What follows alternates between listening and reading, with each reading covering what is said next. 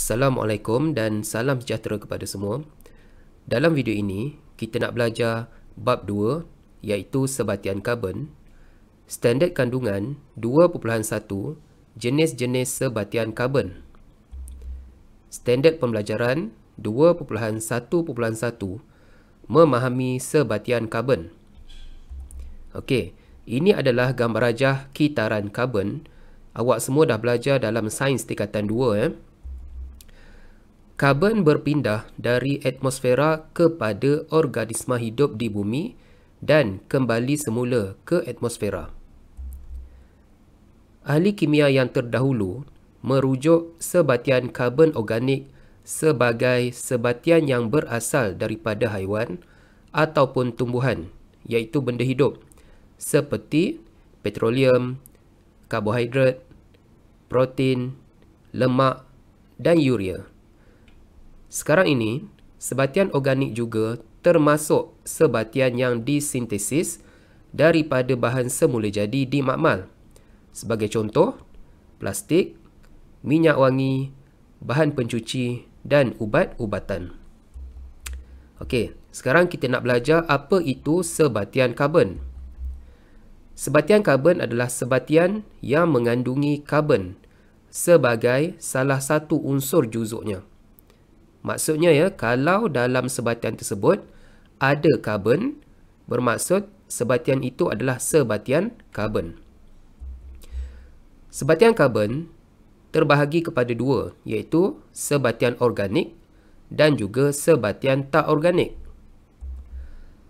Sebatian organik bermaksud sebatian karbon yang berasal daripada benda hidup. Manakala sebatian tak organik pula ialah sebatian karbon yang berasal daripada benda bukan hidup. Sebagai contoh, oksida karbon. Kita ada gas karbon dioksida, gas karbon monoksida. Ini adalah benda bukan hidup. Jadi ini adalah sebatian tak organik. Kemudian kita ada sebatian karbonat. Kita ada kalsium karbonat. Ini adalah batu kapur. Jadi dia pun benda bukan hidup. Maka ini adalah sebatian tak organik. Dan kita ada sebatian sianida.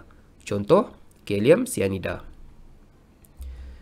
Sebatian organik pula terbahagi kepada dua, iaitu hidrokarbon dan juga bukan hidrokarbon.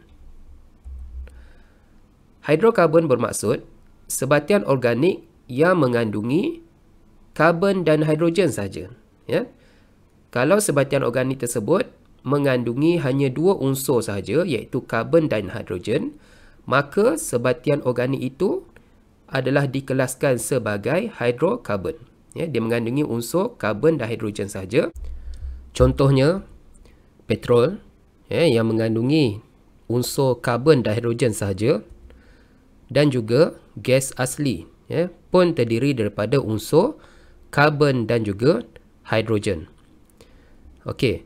Bukan hidrokarbon pula adalah sebatian organik yang mengandungi karbon, hidrogen serta unsur lain seperti oksigen, nitrogen, fosforus, klorin, bromin dan juga iodin.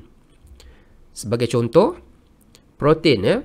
Protein ini mengandungi unsur karbon, hidrogen, nitrogen dan juga oksigen.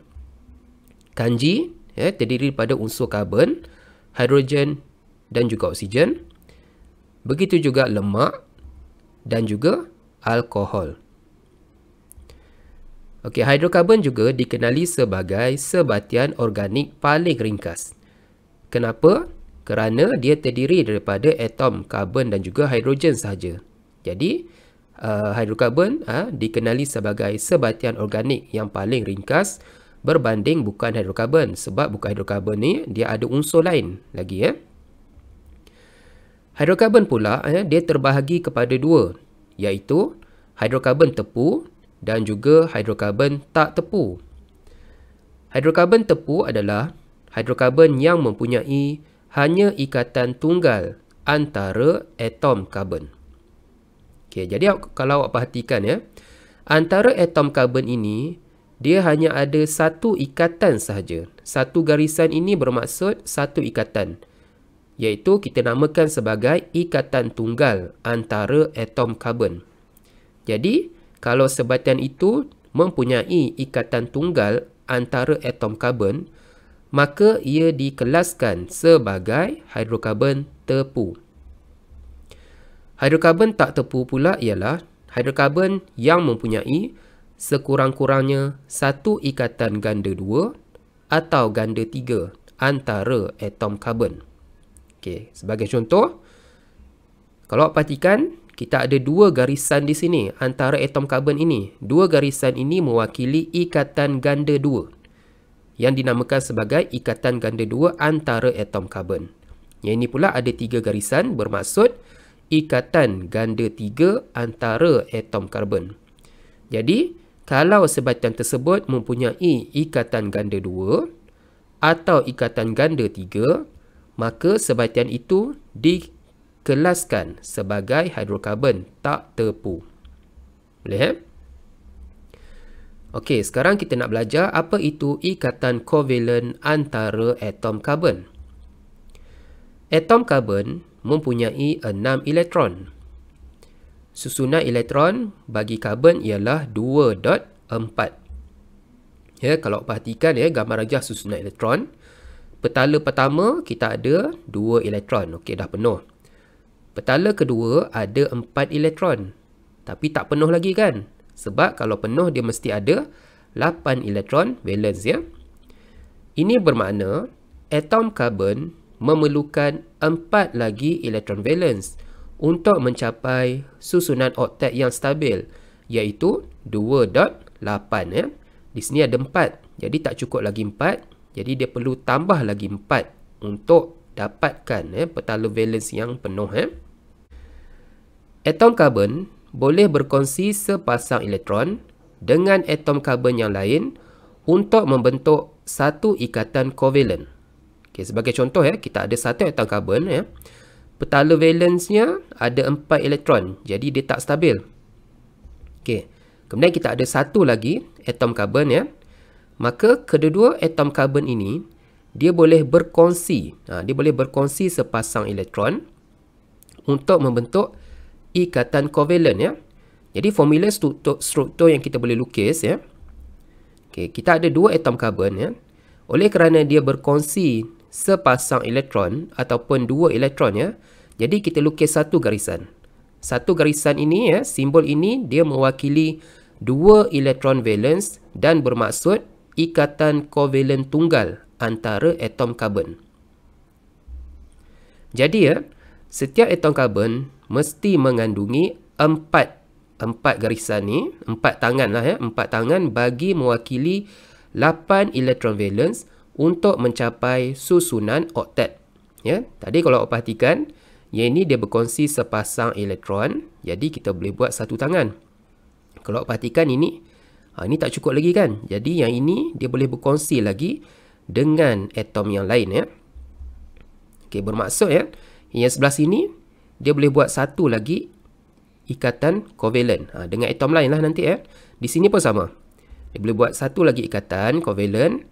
Di sini pun sama ya. Satu ikatan kovalent. Di sini pun sama ya. 1, 2, 3 ikatan kovalent yang dia boleh buat ya. Okey, baki elektron valence ini nanti ya. Baki ni dia akan dikongsi dengan atom hidrogen. Okey, dia akan dikongsi dengan atom hidrogen. Seperti yang kita tahu atom hidrogen elektronnya ada satu. Jadi dia pun tak stabil ni kan? Dia tak stabil. Kalau stabil dia mesti 2. Dekat petala pertama dia mesti ada 2 elektron valence ya. Jadi di sini tadi kan? Di sini tadi dia tak cukup, karbon ni tak cukup lagi satu, maka dia akan membentuk satu ikatan kovalent. Dia nak kongsi dengan siapa? Dia kongsi dengan hidrogen ya. Jadi kita dapatlah ikatan kovalent dengan hidrogen. Begitu juga di sini. Dia boleh kongsi dengan hidrogen ni. Kenapa dia kongsi dengan hidrogen? Sebab sekarang kita belajar dalam topik hidrokarbon kan. Hidrokarbon tu terdiri daripada atom karbon dan hidrogen sahaja kan. Okey, sebab itulah dia berkongsi dengan atom hidrogen. Okey. Jadi di sini kalau perhatikan ya, tadi 2.4. Sekarang bila dia dah cukup petala valence-nya, maka dia dah jadi 2.8. Di sini pun sama 2.8. Hidrogen pula, tadi 1. Sekarang dia dah jadi 2 elektron. Jadi dia dah cukup. Dah cukup 2 elektron. Petala pertamanya dah penuh dah. Bermaksud dia dah stabil. Okey, jadi semua ni kita boleh tuliskan atom hidrogen. Inilah yang dinamakan sebagai formula struktur. Kita tunjukkan struktur atom ini beserta dengan ikatan kovalen dia. Okey. Kalau perhatikan, di sini adalah ikatan kovalen tunggal antara atom karbon. Kenapa tunggal? Sebab ada satu sahaja, satu tangan saja. Itu bermaksud dia tunggal, ikatan kovalen tunggal. Hidrokarbon yang mempunyai hanya ikatan tunggal antara atom karbon dikenali sebagai hidrokarbon tepu. Oh, ingat tu. Hidrokarbon tepu tu bermaksud, dia hanya ada ikatan kovalen tunggal antara atom karbon.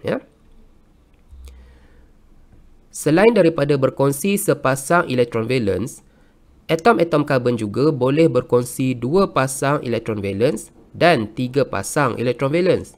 Tadi dia berkongsi sepasang elektron valens. Dia juga boleh berkongsi 2 pasang elektron valens ataupun 3 pasang elektron valens. Jadi macam mana kita nak lukis perkongsian sepasang elektron valens akan membentuk ikatan kovalen tunggal. Ini gambar rajah bagi ikatan kovalen tunggal. Perkongsian 2 pasang elektron valens akan membentuk ikatan kovalen ganda 2. Kalau ada 2 tangan tu maksudnya ikatan kovalen ganda 2. Perkongsian 3 pasang elektron valens akan membentuk ikatan kovalen ganda 3. Ada 3 tangan tu bermaksud ikatan kovalen ganda 3. Okey, ikatan kovalen ganda 2 antara atom karbon kita ada 2 atom karbon. Kedua-duanya tak cukup elektron valens. Tadi dia berkongsi sepasang. Atom karbon ini juga boleh berkongsi 2 pasang elektron valens. Macam mana gambar rajah dia? Yang ini nampak. Dia berkongsi 2 pasang elektron valens. Bermaksud kita boleh buat 2 tangan di sini. 2 tangan kita boleh buat. Jadi formula strukturnya, ini adalah formula struktur bagi menggambarkan 2 pasang elektron yang dikongsi antara atom karbon. Awak perlu ingat setiap atom karbon mesti mengandungi 4 tangan ini. 4 garisan ini bagi mewakili 8 elektron valens Setiap atom karbon ni mesti ada 4 garisan. Sekarang kalau awak perhatikan atom karbon ini ada 2 garisan, ada 2 tangan. Jadi tak cukup lagi berapa di sini? Tak cukup lagi 2 kan? Jadi kita buatlah macam ni. Ini tambah lagi 2 tangan. Di sini pun sama. Di sini tadi tak cukup lagi 2. Jadi kita tambah lagi 2 tangan untuk cukupkan untuk cukupkan 4 pasang tangan bagi mewakili 8 elektron valens Baki elektron valens ini akan dikongsi dengan atom hidrogen. Di sini nanti dia akan dikongsikan dengan atom hidrogen Dia akan dikongsikan dengan atom hidrogen sekarang dia dah cukup, dia dah jadi 2.8, 2.8. Di sini pun sama, hidrogen dah jadi 2. Maka dia dah stabil lah kita lihat pula ikatan kovalen ganda 3 antara atom karbon. Macam mana rupa dia? Formula struktur dulu. Karbon ada 2, ikatan kovalen ganda 3 di tengah-tengah. Seperti tadi setiap atom karbon dia mesti mengandungi 4 tangan. Untuk atom karbon ni dia baru ada 3 tangan kan? Jadi kita lukis satu lagi tangan. Begitu juga atom karbon ini dia hanya ada 3 tangan saja. Jadi kita lukis satu lagi tangan di situ. Sekarang dia dah cukup. Kemudian yang ini dia mesti berkongsi dengan atom hidrogen. Boleh ini gambar rajah elektron dia Dia berkongsi 3 pasang elektron. Kemudian hidrogen di sini. Dia dah cukup 2.8 di sini. 2.2 saja. Jadi sebatian yang mempunyai ikatan kovalen ganda 2 antara atom karbon dan juga ikatan kovalen ganda 3 antara atom karbon dikenali sebagai hidrokarbon tak tepu. Hidrokarbon tak tepu tu bermaksud hidrokarbon yang mempunyai sekurang-kurangnya satu ikatan ganda 2 atau ganda 3 antara atom karbon. Boleh Jadi sila buat latihan di dalam buku teks muka surat 66 aktiviti 2A. Sekian, terima kasih.